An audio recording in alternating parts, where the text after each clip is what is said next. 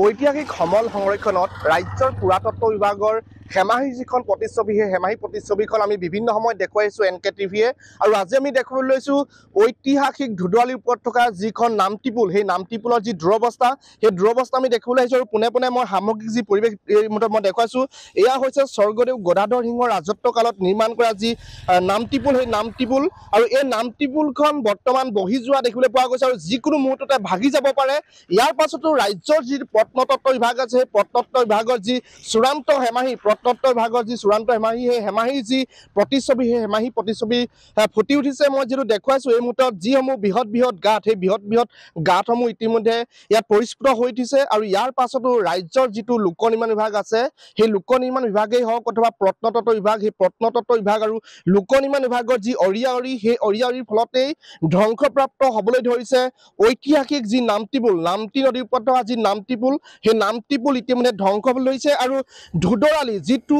গোলাঘাটৰ পৰা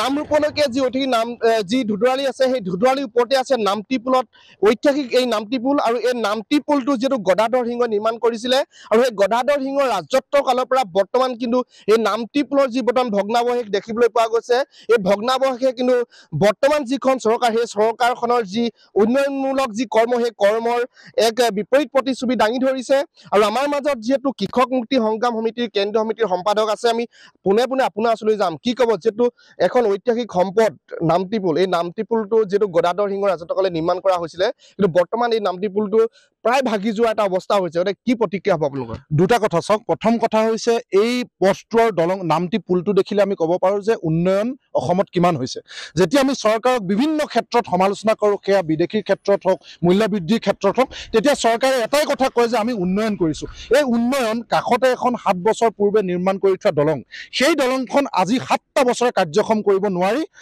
সৰ্বত্ৰে যি আমাৰ দাবী উত্থাপন হৈ আছে যে এই পুলটো নামটি পুলটো সংৰক্ষণ কৰিব লাগে আৰু আহোমসকলৰ যি ঐতিহ্য কীৰ্তিচিহ্নৰ সমলসমূহ আমি জানো যে শিৱসাগৰ চৰাইদেউ জিলা এই দুখন জিলাতে আছে এই দাবী কেৱল ৰাজপথত নহয় বিধানসভা লোকসভা ৰাষ্ট্ৰসংঘলৈকে উত্থাপিত হৈছে যে আহোম স্বৰ্গদেউ দিনৰ আটাইবিলাক কীৰ্তিচিহ্ন সমল আমি সংৰক্ষণ কৰিব লাগে তাৰ অন্যতম হৈছে নামটি পুল এই পুলটো আজি 7 বছৰ পূৰ্বেই যিহেতু চৰকাৰে ভাবিছিলে যে ইয়াক সংৰক্ষণ কৰিবলৈ হ'লে কাষেদি আমি এখন দলং বনাব লাগে কিন্তু কথা চহকী হিমন্ত বিশ্ব শৰ্মা চৰকাৰখনে আজিলৈকে সেই দলংখন কাৰ্যক্ষম কৰিব নোৱাৰাৰ ফলত আজি কিমান এটা ভগ্নপ্ৰায় অৱস্থালৈ দলংখন গুচি গ'ল তাৰ সম্পূৰ্ণ দায়িত্ব ল'ব লাগিব হিমন্ত বিশ্ব শৰ্মা চৰকাৰে প্ৰথম কথা উন্নয়নৰ কথা আৰু দ্বিতীয় কথাটো হৈছে যে আমি বিভিন্ন সময়ত হিমন্ত বিশ্ব শৰ্মা চৰকাৰৰ বিৰুদ্ধে আহোম বিদ্বেষী বুলি এটা সাংঘাতিক ধৰণৰ এটা কথা আমি শুনিবলৈ পাওঁ যে হিমন্ত বিশ্ব শৰ্মা চৰকাৰখন এখন আহোম বিদ্বেষী চৰকাৰ আহোমসকলৰ বিৰুদ্ধে তেওঁ কাম কৰে আৰু তাৰ জ্বলন্ত প্ৰমাণ হৈছে যে আহোমসকলৰ কীৰ্তিচিহ্ন আহোমসকলৰ ঐতিহাসিক সমল এই সমলবিলাকৰ ক্ষেত্ৰত তেওঁ সম্পূৰ্ণৰূপে উদাৰ তাৰ জ্বলন্ত প্ৰমাণ হৈছে নামটি পুলটো গতিকে এই ক্ষেত্ৰত আমি হিমন্ত বিশ্ব শৰ্মা চৰকাৰক ক'ব বিচাৰিছোঁ প্ৰতিগৰাকী আহোম ব্যক্তিয়ে যদি ক'ব নালাগে প্ৰতিগৰাকী আহোম ব্যক্তিৰ মন মগজুত যদি খুদিত হ'ব নালাগে যে এগৰাকী আপুনি আহোম বিদ্বেষী লোক তেতিয়াহ'লে অতি সোনকালে এই নামটি পুলটো সম্পূৰ্ণৰূপে বন্ধ কৰি ইয়াক সংৰক্ষণৰ ব্যৱস্থা কৰি আগৰ যিখন 7 বছৰ পূৰ্বে নিৰ্মাণ কৰি থকা যিখন দলং সেই দলংখন অনতি বিলম্বে কাৰ্যক্ষম কৰিবৰ কাৰণে আমি দাবী জনাইছোঁ অন্যথা আমি ভাবিম সঁচা অৰ্থত ৰাইজে কোৱাৰ দৰে আপুনি এগৰাকী অত্যন্ত আৰু চূড়ান্ত আহোম বিদ্বেষী লোক হয় নিশ্চিতভাৱে এটা কথা ক'ব লাগিব যে আহোম স্বৰ্গদেউসকলৰ শৌৰ্য বীৰ্যৰ যি প্ৰতীক সেই প্ৰতীক হৈছে এই যিখন দৌল দেৱালয় দলং সেই দলংবিলাক কিন্তু দেখিবলৈ পোৱা গৈছে যি এক কদৰ্যময় পৰিৱেশ যি এই নামটিপুলৰ যি ভগ্নপ্ৰায় অৱস্থা কিন্তু অলপ দিনৰ পাছতে এই নামটিপুলটো ভাগি যোৱাৰ পূৰ্ণ সম্ভাৱনা আছে ইয়াৰ পাছতো ৰাজ্যৰ যি প্ৰত্নতত্ত্ব বিভাগ সেই প্ৰত্নতত্ত্ব বিভাগৰ কিন্তু অৰিয়াৱৰি চূড়ান্ত অৰিয়াৱৰি বুলি ক'ব লাগিব শিৱসাগৰ জিলা লোক নিৰ্মাণ বিভাগ আৰু নাজিৰা যি লোক নিৰ্মাণ বিভাগ সেই লোক নিৰ্মাণ বিভাগ দুটাৰ যি অৱহেলাময় যি এটা অৱস্থা সেই অৱহেলাময় অৱস্থাৰ কাৰণে এই ইতিমধ্যে নামটিপুলটো ভাঙি যোৱাৰ এক পূৰ্ণ সম্ভাৱনা আছে আমাৰ মাজত যিটো সদস্য মহিলা সমিতিৰ বিষয়ববীয়া আছে মই আপোনাৰ ওচৰলৈ আহিছোঁ কি ক'ব যিহেতু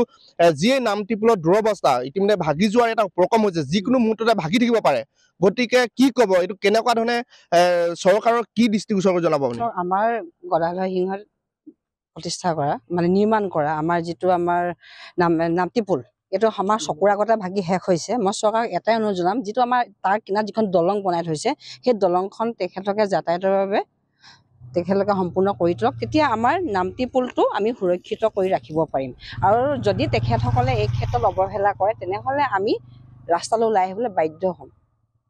হয় নিশ্চয়কৈ যিকোনো মুহূৰ্ততে প্ৰতিবাদী কাৰ্যসূচী গ্ৰহণ কৰিব পাৰে নামটি পুল সংৰক্ষণৰ কাৰণে নামটি পুলৰ যি এই দুৰৱস্থাৰ কাৰণে ইতিমধ্যে বিভিন্ন সময়ত আমগুৰি জাতীয় দল সংগঠনে তেওঁলোকে প্ৰতিবাদী কাৰ্যসূচী গ্ৰহণ কৰি আছে নামটি পুল সংৰক্ষণৰ কাৰণে কিন্তু বৰ্তমান সময়তো দেখিবলৈ পোৱা গৈছে লোক নিৰ্মাণ বিভাগেই হওক অথবা প্ৰত্নতত্ত্ব বিভাগেই হওক এই দুইটা বিভাগ কিন্তু বৰ্তমান ধোধতকৈও এটা